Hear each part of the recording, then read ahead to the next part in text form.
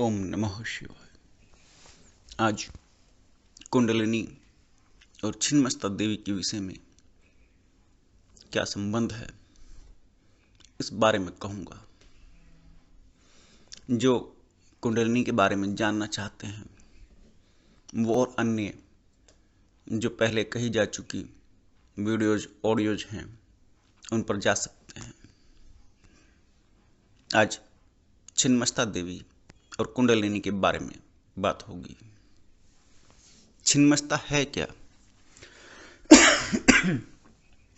बहुत लोगों को इस शब्द का अर्थ मालूम भी नहीं है और बहुत लोगों ने आज पहली बार ही सुना होगा। छिन्नमस्ता एक देवी का नाम है। 10 महाविद्याओं में से एक देवी है। छिन्नमस्ता शब्द का अर्थ है छिन्न माने अलग कर देना, छिन्न भिन्न कर देना, अर्थात किसी चीज को अलग कर देना। मस्ता माने मस्तक का बिगड़ा वो रूप है। मस्तक अर्थात आपका सिर, वो सिर जो अलग हो गया है। आपको 10 महाविद्याओं के अंतर्गत एक देवी देखने को मिलती है। उन देवी का नाम है छिन्नमस्ता और वो केतु की अधिष्ठात्री हैं, केतु ग्रह की। सिर नहीं है उस देवी का, केवल सिर्फ धड़ ही धड़ है, बिना सिर की देवी है। और उसमें से 3 धाराएं निकल रही हैं। उस धड़ में से सिर की जगह 3 धाराएं निकल रही हैं और उन 3 धाराओं को पास में खड़ी हुई 3 योगिनियां अपने मुख में डाल रही हैं। ऐसा रंग रूप देखने को मिलता है और 3 धाराएं वो खून की हैं, ये देखने को और पढ़ने को मिलता है। तो ये छिन्नमस्ता देवी का रूप है। ये छिन्नमस्ता देवी का रूप कब और कहां कैसे उत्पन्न हुआ, इसमें कथा मिलती है। एक बार एक राक्षस उत्पन्न हुआ और उसने भगवान शिव से, अथवा कह लीजिए परमात्मा से, मुझे ध्यान नहीं है कि किससे मांगा, ब्रह्मा से भी हो सकता है, एक वरदान मांगा कि जैसे मैं मरूं तो मेरा दूसरा रूप खड़ा हो जाए, और जैसे ही दूसरा रूप मरे तो तीसरा रूप खड़ा हो जाए।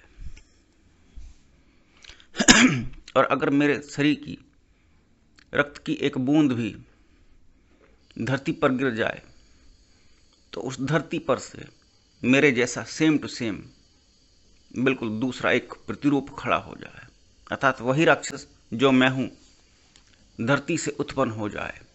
रक्त की बूंद अगर जमीन पर गिर जाए तो ऐसे राक्षस ने बड़ी भयंकर तबाही मचाई कई लोकों में, क्योंकि मारे से मरता नहीं, एक के बाद एक उत्पन्न हो जाता है। एक के 100 उत्पन्न हो जाते हैं, 1000 उत्पन्न हो जाते हैं। क्योंकि जो बूंद रक्त की धरती पर गिर गई उसकी जैसी अनेक राक्षस पैदा हो गए। उसको नाम दिया गया रक्त बीज, क्योंकि रक्त का बीज बन गया।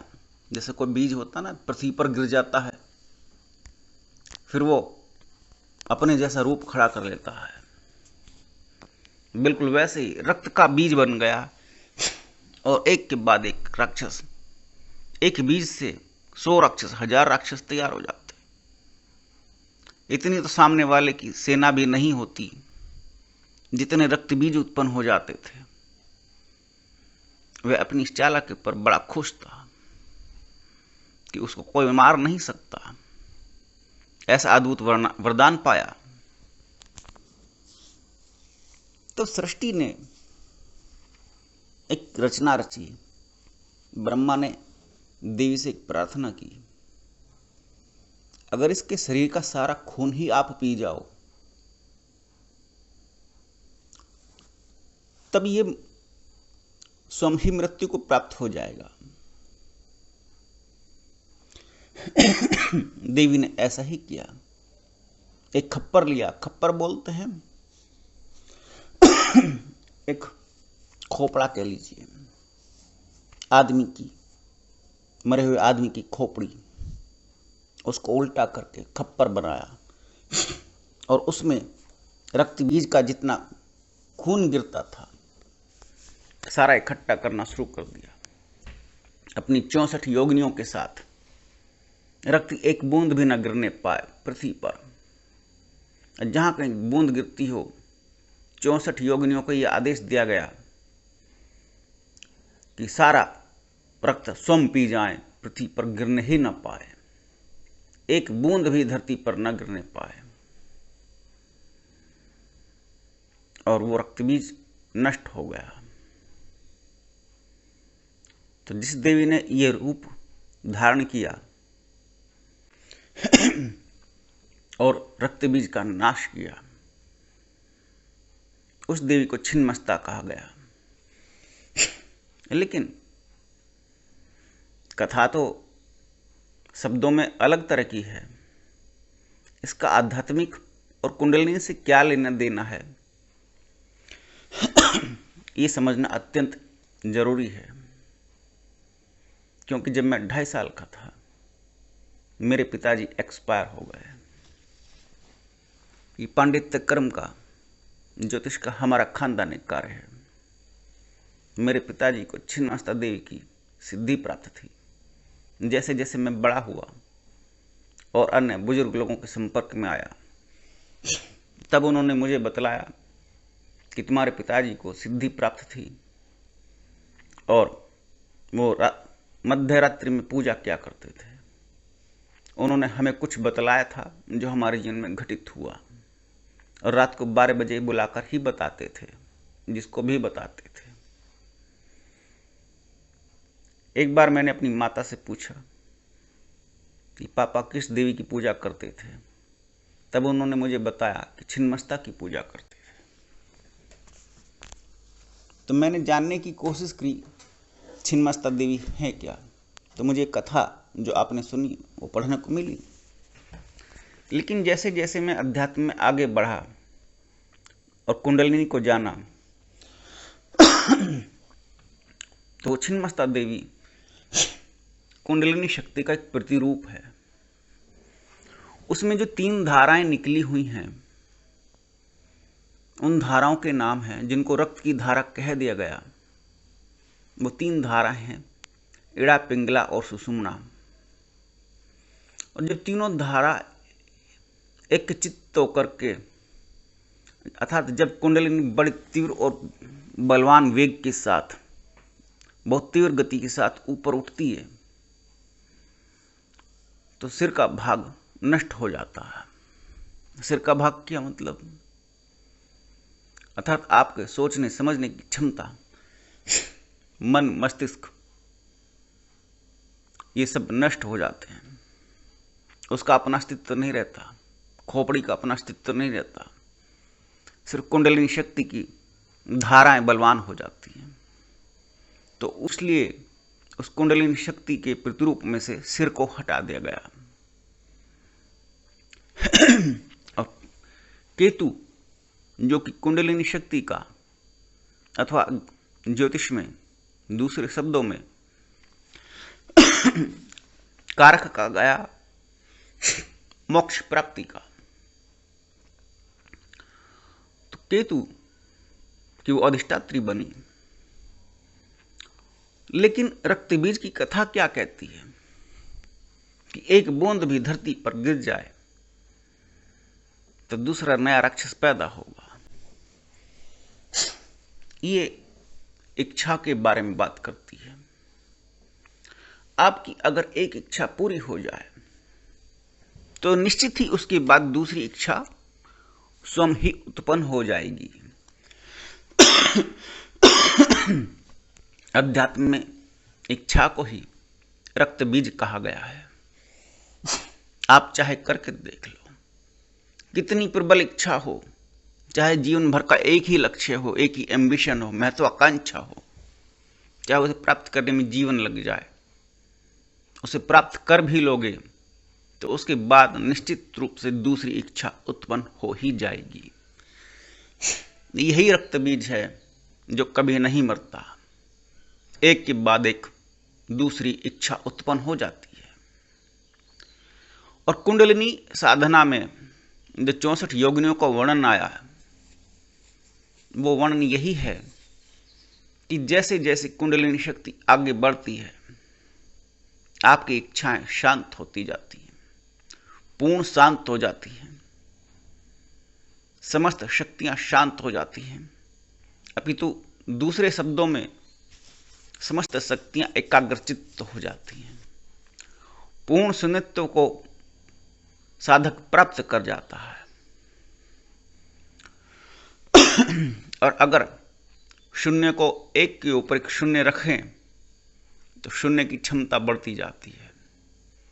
जैसे एक के पीछे शून्य लगाते 10 बन जाता है, एक शून्य और लगाते तो 100 बन जाता है, तीसरा शून्य लगाते तो 1000 बन जाता है। जैसे शून्य के साथ शून्य लगाने से ही आपकी क्षमता बढ़ जाती है, शून्य की क्षमता बढ़ जाती है, पूर्ण शून्यत्व की क्षमता बढ़ जाती है। तो वो क्षमता एक समय पर इतनी बलवान हो जाती कि कुंडलिनी शक्ति काउंटरलेस हो जाती है, उसको गिना नहीं जा सकता। और वो अनंत होकर के बड़े बलवान वेग के साथ जो आपका ब्रह्मरंध्र है मस्तिष्क में, उसका भेदन कर देती है और आपको यूनिवर्स के साथ कनेक्ट कर देती है। फिर यूनिवर्स से एक धारा आपके अंदर उतरने लगती है। इसका वर्णन आपको मिलेगा भगवान शिव के शरीर में देखने को, कि गंगा जो भगवान शिव के सिर में उतर रही है।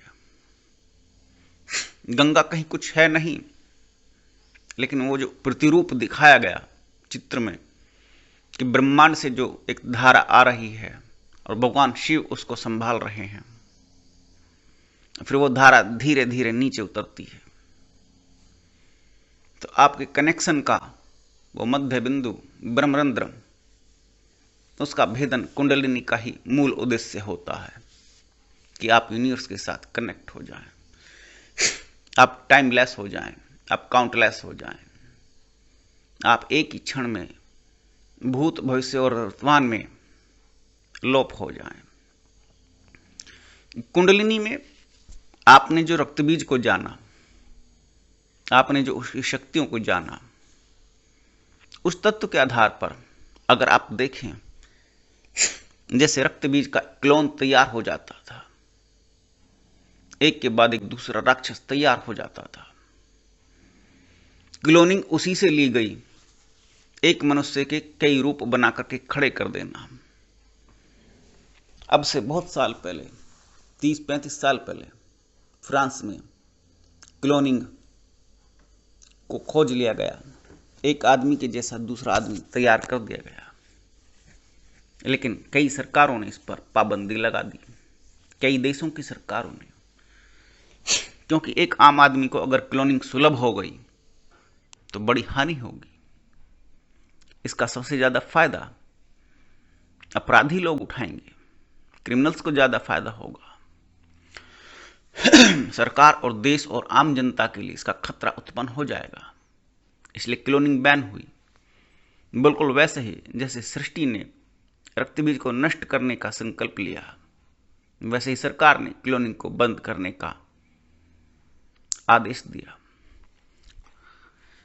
इस रक्तबीज को आप देख सकते हैं, अभी हाल फिलहाल में एक के बाद एक दूसरा राक्षस तैयार होता था। वो कैसे? वायरस। कौन सा? कोरोना वायरस, जिसके बारे में आपने अभी हाल फिलहाल में जाना।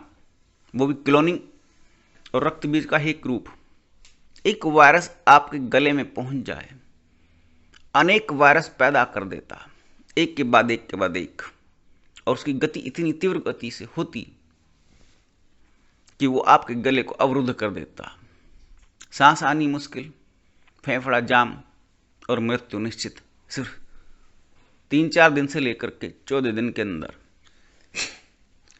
इसी सिद्धांत के आधार पर दुष्ट वैज्ञानिकों ने कोरोना का एक वायरस बनाया और जो महामारी आपने देखी हाल फिलहाल में 2020-21 और अभी भी चल रही है अदृश्य रूप से, ये सब रक्तबीज के ही रूप हैं।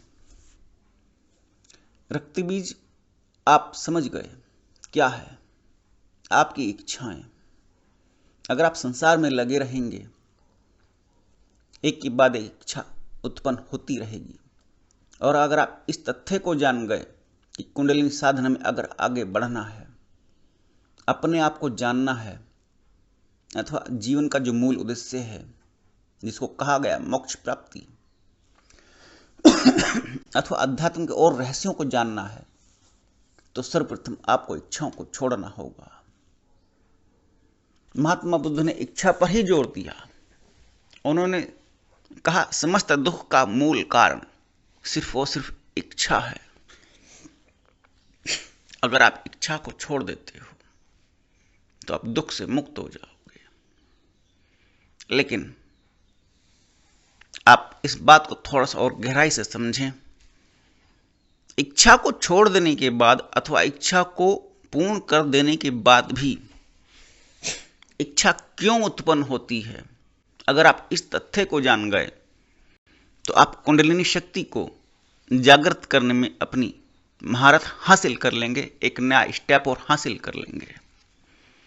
अब कुंडलिनी से क्या क्या प्राप्त होता है, क्या सावधानियां हैं, क्या सुरक्षा अपने अंदर ढालनी चाहिए, और जो अन्य विषयों के अथवा अन्य प्रश्नों के उत्तर जानना चाहते हैं कुंडलिनी से संबंधित, वो अन्य वीडियोज अथवा ऑडियोज पर जा सकते हैं। नवंबर के आसपास के समय में एक शिविर करूंगा, तब उसके बारे में और डिटेल्स आपको मिल जाएगी, जो ऑफलाइन 3 दिन के शिविर में शामिल होना चाहेंगे और एक एक्सपेरिमेंट अपनी लाइफ में, अपने जीवन में कुंडलिनी के लिए करना चाहेंगे। उन सब का स्वागत है। नमस्कार।